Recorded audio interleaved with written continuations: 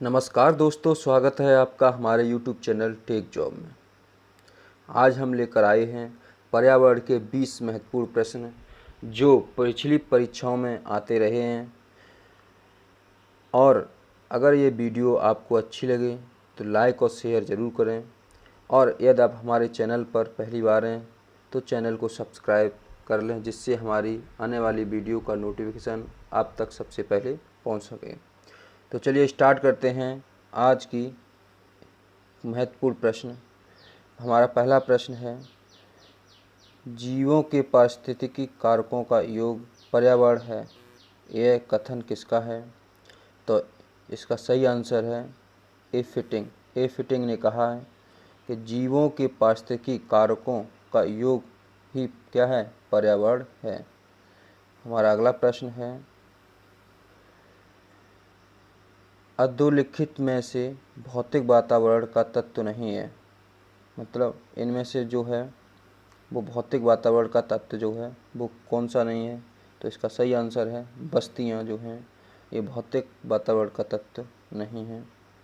हमारा अगला प्रश्न है, सतत व स्थायी विकास किस प्रकार की अवधारणा से संबंध रखता है? तो इसका सही आंसर है सतत व स्थायी जो विकास है वो नवनियतिवादी जो विचारधारा है उससे संबंधित है। हमारा अगला प्रश्न है,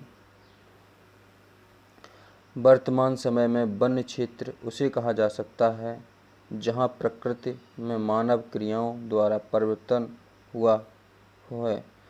इसका सही आंसर है 50% से कम जो मानव क्रियाएं जो हैं उनसे जो परिवर्तन हुआ हो वो 50% से कम हुआ हो, उसे हम वन क्षेत्र कह सकते हैं। हमारा अगला प्रश्न है, पर्यावरणीय निश्चयवाद के प्रतिपादक कौन थे? तो इसका सही आंसर है पर्यावरणीय निश्चयवाद जो था इसके प्रतिपादक जो थे कार्ल रिटर। हमारा अगला प्रश्न है,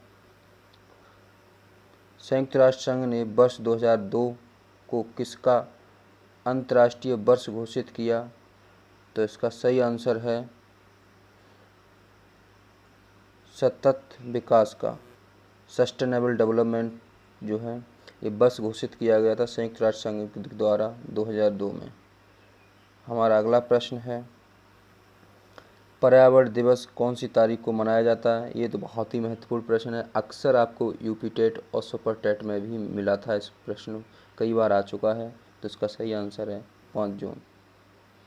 हमारा अगला प्रश्न है, निम्न में से किस एक का संबंध पर्यावरणीय सुरक्षा नहीं है? तो इसका सही आंसर है गरीबी कम करना जो है इसका एक जो है पर्यावरणीय सुरक्षा से कोई संबंध नहीं है। हमारा अगला प्रश्न है, पर्यावरण का संतुलन बनाए रखने के लिए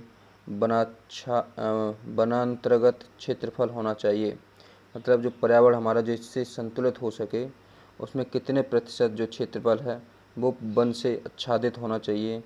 तो इसका सही आंसर है कम से कम 33% जो है वनाच्छेद क्षेत्रफल होना चाहिए हमारे पर्यावरण को संतुलित बनाए रखने के लिए।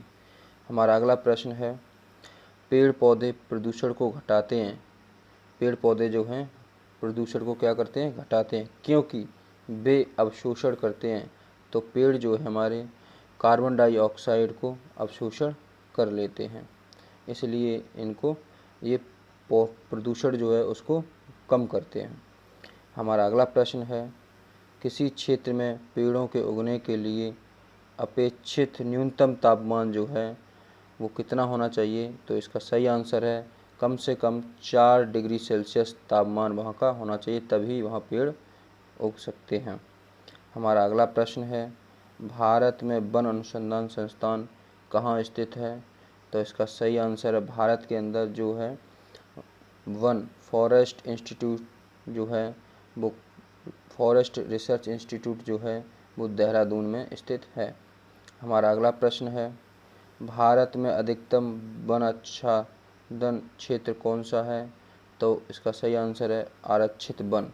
जो आरक्षित वन क्षेत्र जो हैं वहाँ पे सबसे अधिक वन आच्छादित क्षेत्र पाए जाते हैं।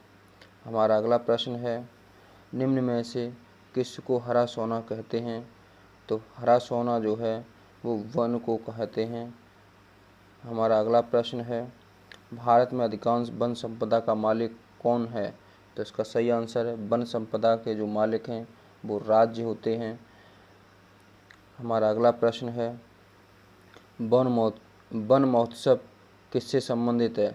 तो वन महोत्सव जो है मनाया जाता है उस वक्त हमें पेड़ लगाए जाते हैं। तो इसका सही आंसर है पेड़ लगाना। हमारा अगला प्रश्न है, सोपान कृषि कहाँ की जाती है? तो सोपान कृषि जो है वो पहाड़ों के ढलान पर की जाती है।